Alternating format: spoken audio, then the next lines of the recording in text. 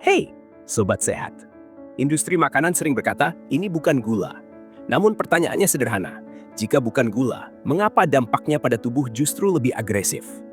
Inilah maltodextrin, salah satu bahan tambahan paling banyak digunakan di industri makanan modern, dan salah satu yang paling jarang dipertanyakan.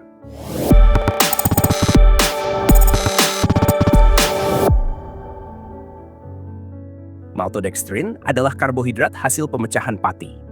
Secara teknis, ia diklasifikasikan sebagai karbohidrat kompleks.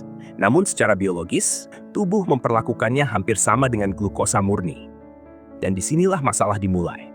Maltodextrin memiliki indeks glikemik yang sangat tinggi, bahkan lebih tinggi dibandingkan gula pasir.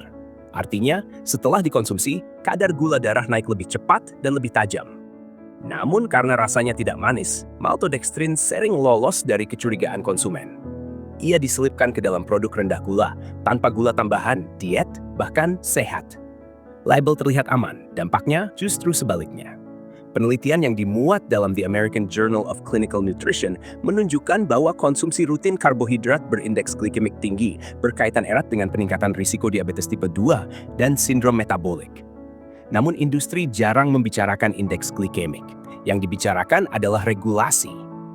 Selama suatu bahan dinyatakan aman oleh regulator, maka bahan itu dianggap layak dikonsumsi. Padahal, aman seringkali hanya berarti tidak beracun secara akut, bukan aman secara metabolik dalam jangka panjang.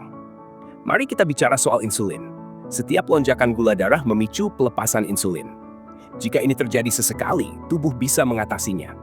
Namun jika terjadi setiap hari melalui makanan instan, minuman kemasan, saus, bumbu, dan produk ultraproses, tubuh mulai kehilangan sensitivitas terhadap insulin. Inilah yang disebut resistensi insulin.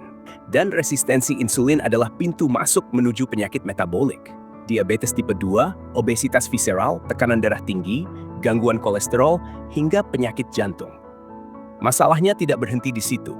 Studi dalam Gut Microbes menemukan bahwa maltodextrin dapat mengganggu keseimbangan mikrobiota usus dan meningkatkan peradangan.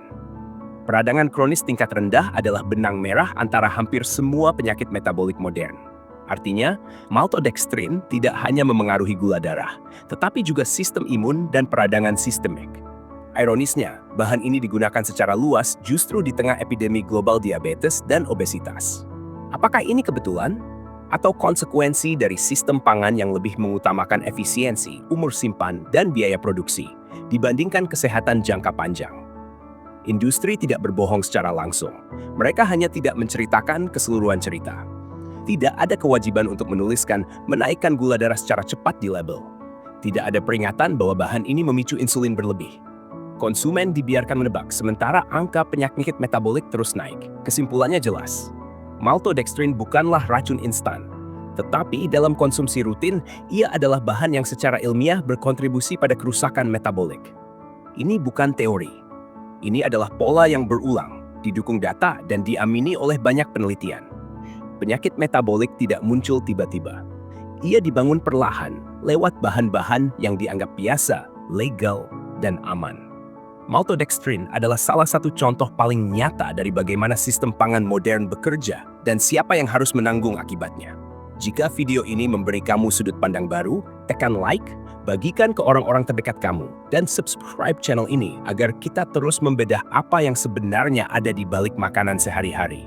Tulis di kolom komentar, menurut kamu, apakah konsumen sudah cukup diberi informasi yang jujur oleh industri makanan?